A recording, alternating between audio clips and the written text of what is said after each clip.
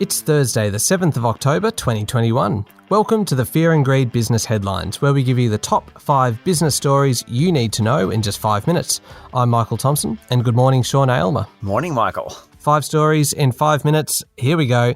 The Prudential Regulator has moved in to cool the Australian housing market, making lenders increase the serviceability buffer that they use to assess loans. Bit of a mouthful, but what's it actually mean, Sean? Well, the Australian Prudential Regulation Authority said lenders must use a higher interest rate to assess whether a borrower can repay a loan. So if you take out a loan at, let's say, 2.5%, the lender has to judge you and whether you can pay back that loan at 5.5%. It doesn't sound like much, but at the margin, it will mean people won't be able to borrow quite as much. Now, the question is this just the tip of the iceberg? And it depends a bit on how this one works out. APRA said the new rules will have a fairly modest overall impact, and it won't apply to anyone who already has a home loan. So if you've got your money, no need to worry. But it certainly sends a clear message to the market, lenders and borrowers, that things could get tighter. And it signals if things don't slow down, regulators will probably do more. Not that I think that's going to kill property prices. They're still expected to rise 5 to 7% over the next year or so. All right, story number 1, they're definitely one to watch. On to story number 2, and great news for New South Wales, with the state set to reopen from Monday after hitting a 70% vaccination rate yesterday. Yes, the new Premier Dominic Perrottet and his incoming Deputy Premier Paul Toole looked very happy with themselves yesterday. I did feel slightly sorry for Gladys Berejiklian that she couldn't make that announcement. Anyway, we all know she left last week. The number of cases in that state fell below 600 for the first time since the middle of August, and almost 90% of the state has now had one dose. In Victoria, the number of cases recorded was 1,420 and 11 deaths.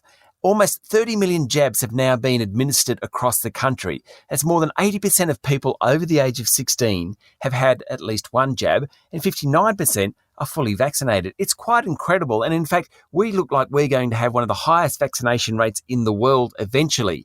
We're at 81 and 59, the UK 73 and 67, the US is 65 and 56, Europe is 68 and 63. We really are doing well. Quite a compliant bunch. We certainly are.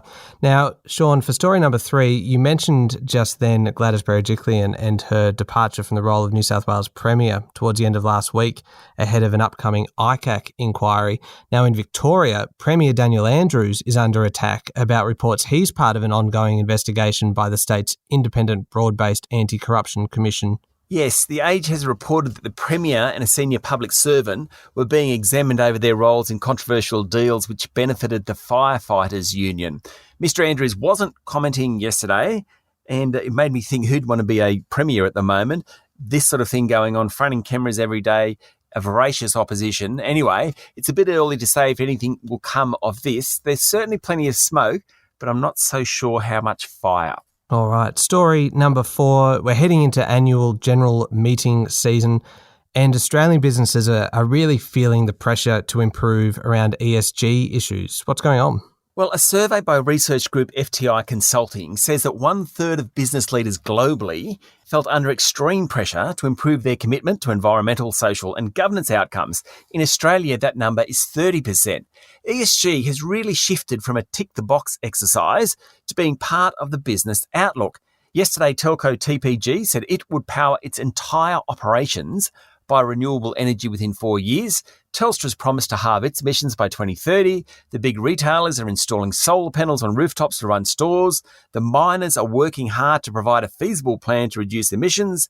Banks are under pressure not to lend to fossil fuel companies. The oil and gas giants are merging to create scale to help them decarbonise. It's quite an amazing transition in the economy. All right, now story number 5, Sean, is about the worst performing stock on the top 200 over the past year taking yet another hit. Yes, definitely the worst performer, the A2 Milk Company. It's down 57% in the last 12 months, including 7% yesterday. What happened? Slater and Gordon yesterday filed a class action suit. It's on behalf of shareholders who bought stock over a 9-month period during which the infant formula company announced 4 earnings downgrades. That's an incredible amount in such a short time. Now remember, A2 Milk used the Daigou channel to sell product into China. Expats living in Australia would sell and send stuff home.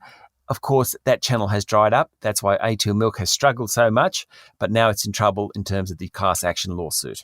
Yeah, certainly is. That's it, the top 5 business stories in 5 minutes. Thank you very much, Sean. Thank you, Michael. It's Thursday, the 7th of October, 2021. Remember to hit follow on the podcast, and if 5 minutes isn't quite long enough for you, then you can find our longer podcast called Fear and Greed on your podcast platform. You can always find more information at fearandgreed.com.au and sign up for our free daily newsletter as well. I'm Michael Thompson, and that was the Fear and Greed Business Headlines. Have a great day.